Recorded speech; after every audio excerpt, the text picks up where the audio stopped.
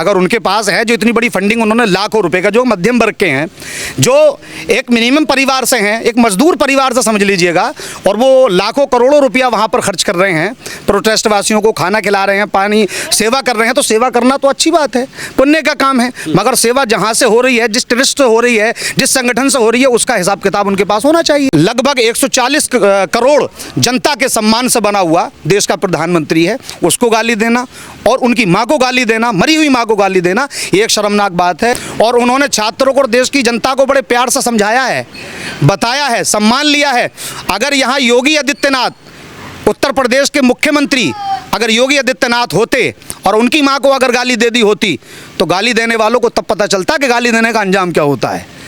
आप देखते हैं कि यहाँ कोई भी चिड़िया आवाज़ नहीं करती है, यहाँ कोई किसी का अपमान नहीं कर सकता। उनके प्रदेश में आकर अगर कोई गालियाँ दे देता, उनके लिए अगर कोई गाली दे देता, तो उसके खिलाफ वो सख्त कार्रवाई होती कि गाली देना तो बड़ी बात है, गाली के करीब से और सोचने से भी दूर भागने की वो कोशिश करता। कि हमारा दिल क्यों धड़कता, हम आप योगी जी, हम तो तुमसे यही बात कहेंगे, कांटे हो या के कलियाँ तुम्हारे साथ रहेंगे। और विपक्षी तो योगी जी को बदनाम करेंगे, विपक्षी तो योगी जी को बदनाम करेंगे। योगी जी ऐसे मुख्यमंत्री हैं जो उत्तर प्रदेश की जनता का काम करेंगे। देश की राजधानी दिल्ली के जंतर मंतर की वो तस्वीरें तो आपको याद होंगी, जहां पर एक छात्रों का प्रदर्शन हुआ था और शिक्षा मंत्री के इस्तीफे की वहां पर मांग हुई थी।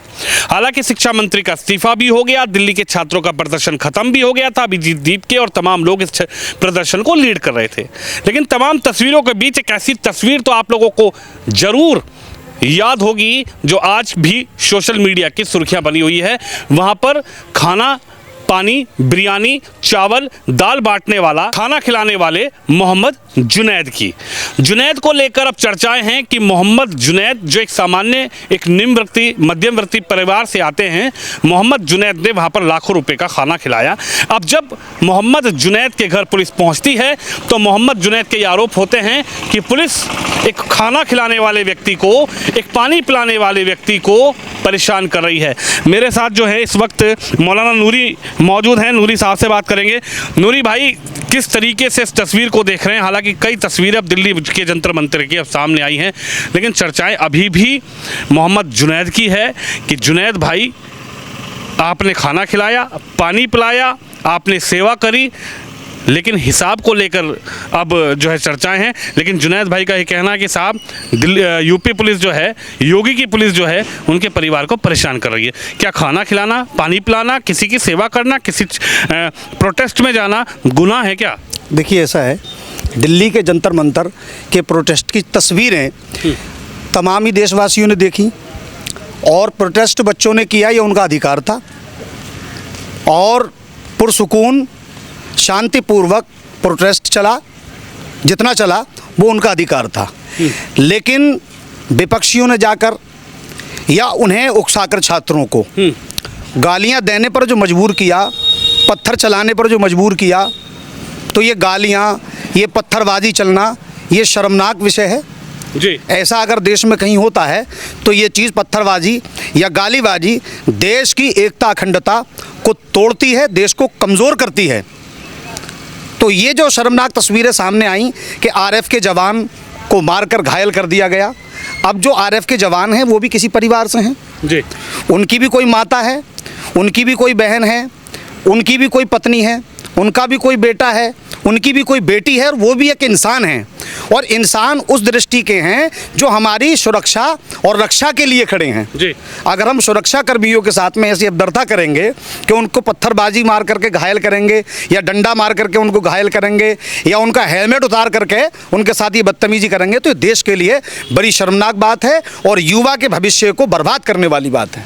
लेकिन जुनैद को आप कैसे देख रहे हैं? जुनैद की भी अब चर्चाएं जो है सोशल मीडिया पर चल रही है, और जुनैद भाई का आरोप है कि साहब, मैंने खाना खिलाया, मैंने पानी पिलाया, मैंने सेवा करी, लेकिन मेरे सर पे टोपी है, मेरे गालों पर दाढ़ी है, और मेरे नाम के आगे मोहम्मद जुनैद लगा है, इसलिए योगी की पुलिस हमें परेशान कर रही है। देखिए, ऐसा है, देश के अंदर अकेले मोहम्मद जुनैद मुसलमान नहीं है, या अकेले मोहम्मद जुनैद के सर पर टोपी नहीं है, अकेले मोहम्मद जुनैद के चेहरे पर दाढ़ी नहीं है।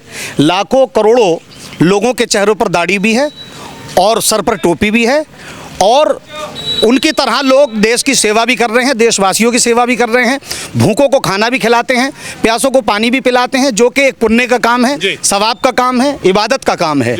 लेकिन अगर हम कोई भी इबादत का काम करते हैं, चाहे वो किसी भूखे को खाना खिलाएं या किसी नंगे को कपड़ा पहनाएं या किसी बेसहारे का सहारा बने, तो उस सहारा जो हमने उसे दिया है उसका हमारे पास एक लेखा जोखा हिसाब होता है, हिसाब होना चाहिए।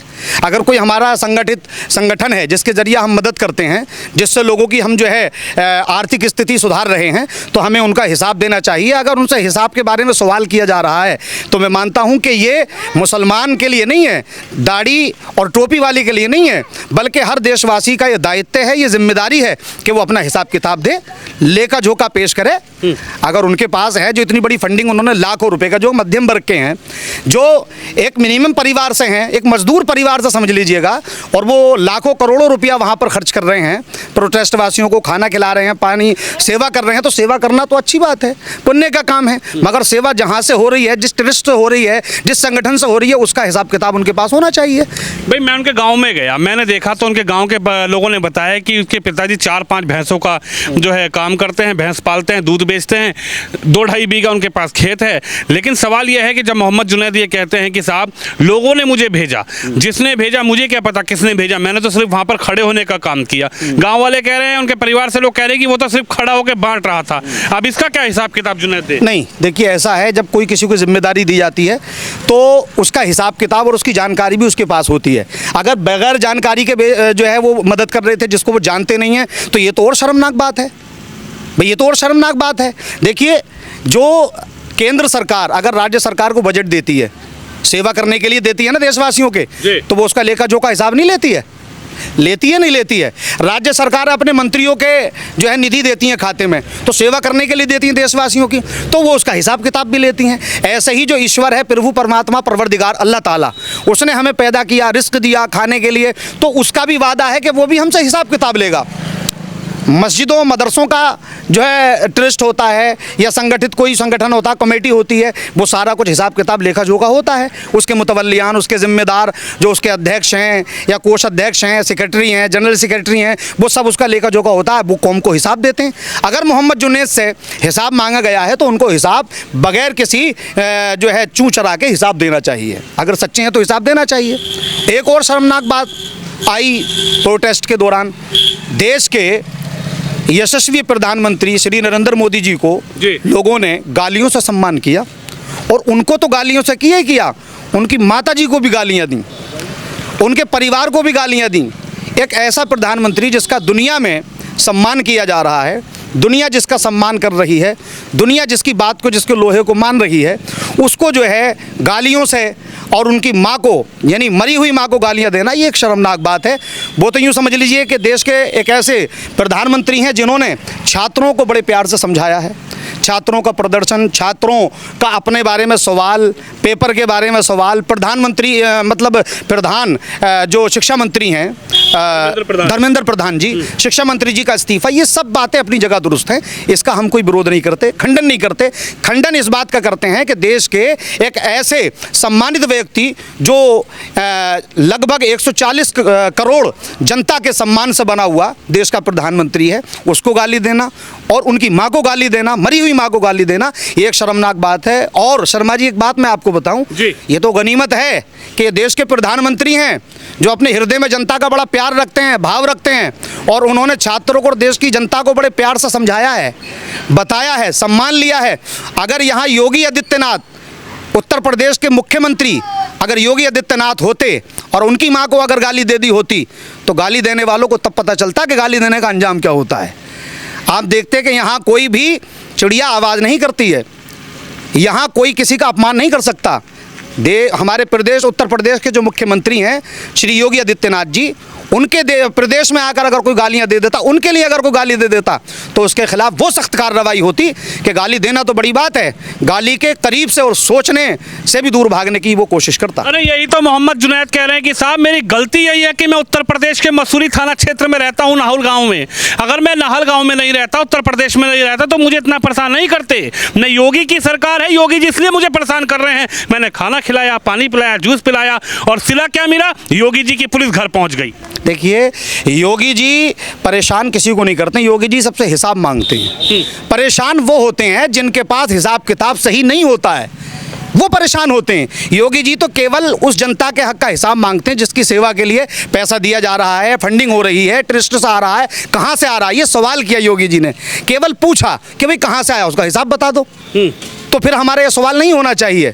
अगर हमने सेवा की है और मतलब ये कि निस्वार्थ सेवा की है, हृदय से की है, दिल से की है, तो हिसाब किताब हमें बता देना चाहिए। इस प्रदेश के अंदर तो लाखों करोड़ों मुसलमान रहते हैं, दाढ़ी टोपी वाले भी रहते हैं, और लाखों ट्रस्टी और लाखों लोग कमेटी और संगठनों के द्वारा लोगों की मदद करते हैं। कभी आपने देखा होगा सर्दी के मौसम में कंबल बांटे जाते हैं, और कहीं जो है खाना खिला करके मदद की जाती है, कहीं सामूहिक विवाह कार्यक्रम किए जाते हैं, गरीब बच्चियों की शादी की जाती है, कहीं जो है मुख्यमंत्री आवास योजना के तहत उनको मकान दिए जाते हैं, प्रधानमंत्री आवास योजना के तहत उनको जो है मकान दिए जाते हैं। तो यहाँ दाढ़ी टोपी देख करके ये मकान नहीं दिए गए हैं। प्रधानमंत्री आवास योजना का लाभ दाढ़ी टोपी वालों को देखकर या भेदभाव करके नहीं दिया गया है, सबको दिया गया है, धर्मनिरपेक्ष होकर के दिया गया है। जो देशवासी हैं, जो उसका पात्र है, लाभकारी है, उसको उसका लाभ दिया गया है। नहीं, आपका दिल इतना क्यों धड़क रहा है मुख्यमंत्री के लिए? मुख्यमंत्री पर तो विपक्ष आरोप लगाता है, चाहे समाजवादी हो, चाहे बसपा हो, चाहे कांग्रेस है, वो तो कहते हैं कि मुसलमानों को तोड़ने की राजनीति उत्तर प्रदेश में जब से योगी आए जब से हो रही है। राहुल गांधी तो कहते हैं कि साहब मोहब्बत की दुकान तो हमारे पास थी। तो आपका क्यों ऐसा दिल धड़क रहा है? आप तो शायर भी हैं। जी जी जी, देखिए हमारा दिल क्यों धड़कता, हम आप योगी जी हम तो तुमसे यही बात कहेंगे, कांटे हो या के कलियां तुम्हारे साथ रहेंगे। और विपक्षी तो योगी जी को बदनाम करेंगे, विपक्षी तो योगी जी को बदनाम करेंगे। योगी जी ऐसे मुख्यमंत्री हैं जो उत्तर प्रदेश की जनता का काम करेंगे। तो इसलिए जो है योगी आदित्यनाथ जी ने, उत्तर प्रदेश के मुख्यमंत्री ने अपनी जनता का काम किया है, सम्मान किया है, भरपूर प्यार दिया है। और मुसलमान की अगर बात कीजिएगा तो मुसलमान सशक्त हुआ है, मजबूत हुआ है, कमज़ोर नहीं हुआ। जिस तरह से हम लोग आपस में लड़ते थे, झगड़ा करते थे, कत्ल गारत करते थे, आपस में कत्लेआम करते थे, डाका जनी करते थे, तो उससे क्या होता था, हम पर जो है केस लगा करते थे, कचहरियों में जाकर के हमसे रौनक हुआ करती थी, थानों में हमारा जो है क्राइम रिकॉर्ड बढ़ता था, तो हम थानों को कहीं देते थे, कहीं कचहरियों में जाकर के पैसा लगाते थे। आज वो पैसा हमारे घरों में, हमारे बैलेंस खातों में और हमारे घरों में लग गया है, आकर के कारोबारों में लग गया है। इसलिए मुसलमान मजबूत हो गया है। और योगी जी के राज में मुसलमान शिक्षित भी हुआ है। उसने शिक्षा को पहचाना कि अब पहले राजनीति कॉलर की होती थी, कॉलर डाल लिया और राजनीति कर दी। सपा सरकार, बसपा सरकार में कॉलर की राजनीति होती थी, जिसने कॉलर नीचे को डाल लिया और दबंगी कर दी, उसकी राजनीति हो गई। अब मुसलमान ने केवल जान लिया कि ना तो क्राइम करने के बाद में ना सपा बचा सकती है, ना बसपा बचा सकती है। अगर कोई बचा सकता है तो केवल उसकी शिक्षा, उसका सम्मान, उसका स्वाभिमान, उसकी इंसानियत उसको बचा सकती है। इसलिए अब इंसानियत पर आ गया, खाने कमाने पे आ गया, शिक्षा के मैदान में आ गया। लेकिन विपक्ष ये कह रहा है कि साहब बुलडोजर का डर है, बुलडोजर चलवा देते हैं योगी जी, पता ही नहीं है बुलडोजर चलवाना कहाँ है। जी जी, अखिलेश जी ने कहा आ रहा है 27 का चुनाव, बता देंगे बुलडोजर का स्टीयरिंग किधर घूमेगा। देखिए बुलडोजर जो चलता है ना, वो बुलडोजर जो चलता है ना, वो उन लोगों पर चलता है जो भूमाफिया हैं, ठीक है, जो क्रिमिनल रिकॉर्ड है जिनका, या जो गलत काम करते हैं, अपराधियों पर बुलडोजर चला है। किसी भी इंसानियत पसंद और इंसानियत का काम करने वाले पर कहीं भी कोई बुलडोजर आज तक नहीं चला है। तो विपक्ष को तो ये चूँकि खल रहा है, विपक्ष का काम है भ्रम फैलाना, मुद्दे से भटकाना, राह से भटकाना। तो कहीं मजहब के नाम पर करते हैं, मुसलमानों को टॉर्चर कर रहे हैं। जो मुसलमानों के लेकर के मसीहा बन के सामने आ रहे हैं, उनसे ये सवाल किया जाए उन्होंने मुसलमानों का काम कितना किया है, कितने मुसलमानों को शिक्षित किया, कितने मुसलमानों को शिक्षा के केंद्र में लिया, कितने मुसलमानों को आरक्षण दिया, कितने मुसलमानों को नौकरियां दी, कितने मुसलमानों को डॉक्टर, मास्टर, इंजीनियर बनाया।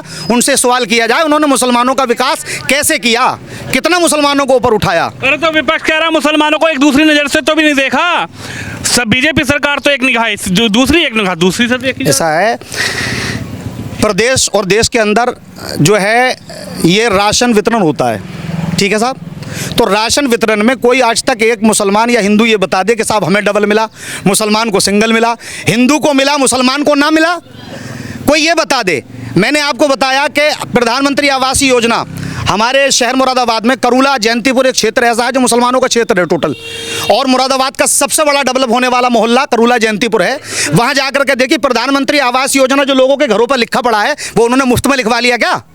बना के अपने घरों पर कोई लिखवा लेगा? इस तरह से उन्होंने योजना को पाया है प्रधानमंत्री की, तब अपने मकान पर लिखवाया। अगर भेदभाव होता तो उन लोगों को किस तरह से योजना का लाभ मिल गया?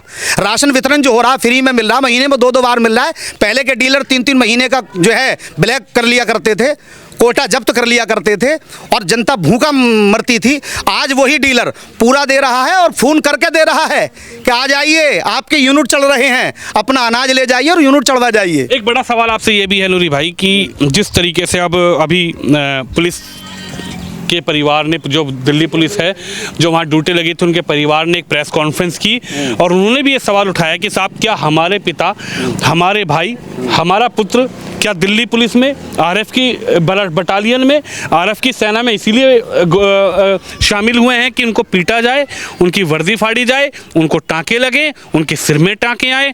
ये भी इस पर आप क्या कहेंगे? वहाँ जिस तरीके से पुलिस पर भी जो है तस्वीर निकल कर आई, आरएफ के जवानों पर आए, हालांकि पुलिस पर भी आरोप लगा कि पुलिस ने वहाँ छात्रों पर लाठी चार्ज किया, इसलिए जो है प्रदर्शन उग्र हो गया। देखिए, कहने वाले ने कहा हिंदू ही बनेगा ना मुसलमान बनेगा, इंसान की औलाद है इंसान बनेगा। और बद की सोबत मत बैठो, बद का है अंजाम बुरा, बद ना बनोगे बद कहलाए, बद अच्छा बदनाम बुरा। तो जो शिक्षा हैं, जो प्रोटेस्ट कर रहे थे छात्र हैं, और उन्होंने शिक्षा के मैदान में आकर के प्रोटेस्ट किया, तो उन्होंने सही किया, वो अपनी जगह सही थे। मगर कुछ असामाजिक तत्व वहाँ पर पहुँचे और उनके माहौल को बिगाड़ने की कोशिश की। इसलिए उन छात्रों ने, शिक्षा पाने वालों ने उनके भड़काव में आकर के जो है आरएफ के जवान या पुलिस कर्मियों पर आकर के जो अभद्रता की है, उनके साथ उनका जो अपमान किया है, उनके साथ जो ज्यादती की है, वो शर्मनाक है, निंदनीय है। ऐसी बात का और इस बात का हम खंडन करते हैं और उसका निंदना करते हैं कि ऐसी शर्मनाक घटना हमारे देश में नहीं होनी चाहिए। ऐसी घटना अगर सामने आती है तो हमारे प्रदेश और देश के युवाओं का भविष्य खराब करती है। आपको क्या लगता है, जिस तरीके से जुनैद की अब चर्चाएं जोरों पर है, जुनैद भाई जो है सुप्रीम कोर्ट का दरवाज़ा भी खटखटा दिए, उन्होंने कहा कि साहब देखिए मेरे पिताजी को परेशान किया जा रहा है, मेरी बहन जो है उनको, उनके ससुर को, उनके देवर को परेशान किया जा रहा है हिसाब पर, लेकिन जुनैद भाई नहीं आ रहा है कि हिसाब देना पड़ेगा। क्या लगता है, जीना पड़ेगा हिसाब, या फिर ठीक है मतलब ऊपर वाले के नाम पे सब ठीक है? नहीं, हिसाब तो देना पड़ेगा। जिस ऊपर वाले के नाम पे सब ठीक कर रहे हो, ऊपर वाला तो पहले हिसाब मांगता है। उसने तो पहले वादा किया है कि अगर मैंने तुम्हें नेमतें दी हैं उन्हें खाओ, इस्तेमाल करो, मगर उनका हिसाब रखो। लिमिट से खाना है, लिमिट से पीना है। ऐसा ना हो कि तुम्हारे पड़ोस में 4 गरीब भूखे सो रहे हो और तुम अमीर होकर के दौलत दबा करके अपने बिस्तर के नीचे दावे पड़े हो या खाते में भरे पड़े हो। पहले ये परवाह करनी पड़ेगी मेरे पड़ोस का कोई भूखा तो नहीं रह गया है। तो ये हिसाब तो वो परवरदिगार भी ले रहा है जिस ऊपर वाले के ऊपर छोड़ रहे हैं। तो देश की सरकार, प्रदेश की सरकार अगर जुनैद जी से हिसाब मांग रही है तो उनको देना चाहिए, और नहीं देंगे तो कार्रवाई निश्चित उनके ऊपर होनी और सही हो रही है। तो कह रहे हैं कि मुसलमान इसलिए कार्रवाई कर रहे हैं। देखिए, ये मुसलमान के ऊपर नहीं है, ये कार्रवाई जो है केवल सवाल उनके ऊपर है जिनके पास हिसाब नहीं है। हिसाब वाला मुसलमान हो या गैर मुस्लिम हो, सिख हो या हिंदू हो या सिख हो या मुसलमान हो या पादरी हो, ईसाई हो, यहूदी हो, किसी भी समाज का हो, किसी भी धर्म का हो, ये कार्रवाई, ये सख्ती केवल उनके लिए जिनके पास हिसाब नहीं है। तो आपको लगता है कि विक्टिम कार्ड नहीं चलेगा? हिंदू मुस्लिम के नाम पर, धर्म के नाम पर विक्टिम कार्ड नहीं चलेगा। आपने खाना खिलाया, आपने सेवा करी, आपको सैल्यूट है, आपको सलाम है, आपने ईमान का काम किया, दीन का काम किया, जो है बढ़िया काम किया है, लेकिन आपको हिसाब देना पड़ेगा। विक्टिम कार्ड आप खेलेंगे तो नहीं चलेगा। बिल्कुल बिल्कुल, विक्टिम कार्ड बिल्कुल नहीं चलेगा। हिंदू मुसलमान पर मामला छुटकारा नहीं मिलेगा। आपने जो कार्य किया है उस कार्य का हिसाब आपको देना पड़ेगा, निश्चिंत देना चाहिए। हम खुद ये सवाल कर रहे हैं कि देश की सरकार, प्रदेश की सरकार अगर हिसाब मांग रही है तो ये कार्य ठीक है, होना चाहिए। अगर हम कोई कार्य कर रहे हैं हमसे भी हिसाब लिया जाए।